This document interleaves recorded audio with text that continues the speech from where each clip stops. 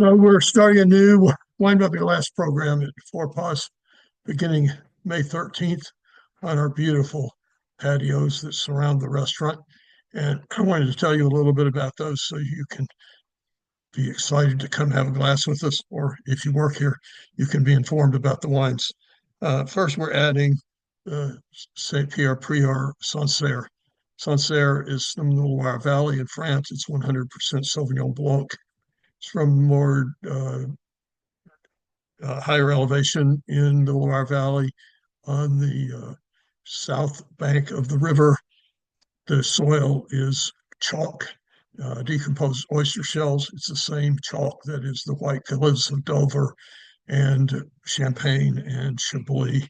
So there's that kind of typical characteristic in the wines of Chablis and Champagne and Sancerre, which is intense minerality, kind of chalky texture, dry, uh, light-bodied plus, very mineral-driven, very high acid, beautiful balance of acid and fruit, um, ripe apple and pear fruit with this beautiful minerality and acidity.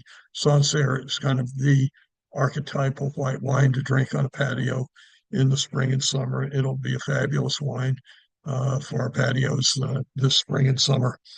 We're also adding another Sauvignon Blanc, a Sauvignon Blanc from Sonoma in California, Mary Edwards. Mary Edwards is generally regarded as one of the very top producers of Sauvignon Blanc in California. Probably the top producer of Sauvignon Blanc that doesn't cost a whole lot of money. It's much more full-bodied than the Sancerre. It's richer. It's more tends toward more ripe apple and pear fruit and more intense floral characteristics and richer palate texture on the palate.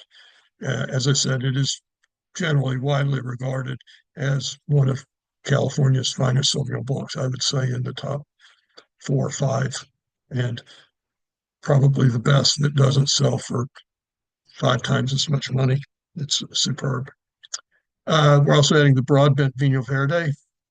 You may be surprised to know that Vinho Verde is actually the name of a place.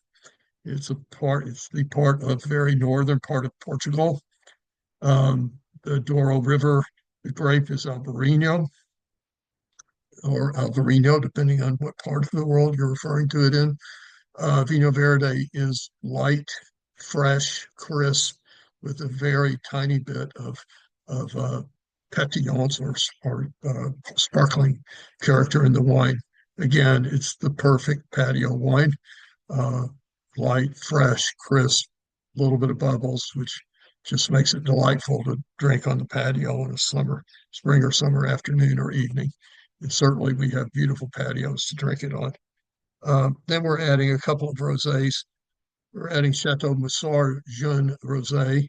This is from Lebanon. May be surprised to think that we're adding a rosé from Lebanon to our list, but Chateau Moussard, if you don't know, is one of the most respected and acclaimed wineries in the world. Serge Hochar, the longtime owner, unfortunately, he passed away a few years ago in the surf off of Rio, strangely.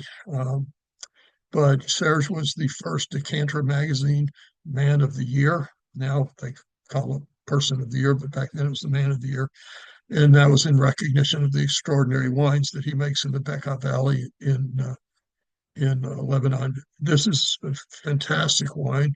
It's dry, it's intense, it's full-bodied for a rosé. It's a little bit earthy. It's more, I would say, it's a more interesting wine than a lot of rosés. Certainly, it's interesting because it's from Lebanon, not Provence or somewhere like that. As I said, Chateau Moussard is one of the most revered wineries in the world among people like me. Um, this is a special wine. I'm really, really excited to be able to offer it by the glass this spring and summer. Um, I'm not saying that it is necessarily better than the other two rosés we serve, but I think it's a more interesting wine than the other two rosés that we're serving, which are both really, really excellent wines. They're just not quite as out of the box, let us say. But the Chateau Moussard Jeune Rosé, which refers to young vines, young vines, is a fabulous wine, and you know it's what I would pick if I'm sitting out on that patio and I want to have a glass of rosé, which I would. This is the one I would pick, even though I love the other two. The other rosé that we're adding is the Flowers Sonoma Pinot Noir rosé. Flowers is one of the most highly regarded wineries in Sonoma. It's a young female winemaker who's really a tour de force.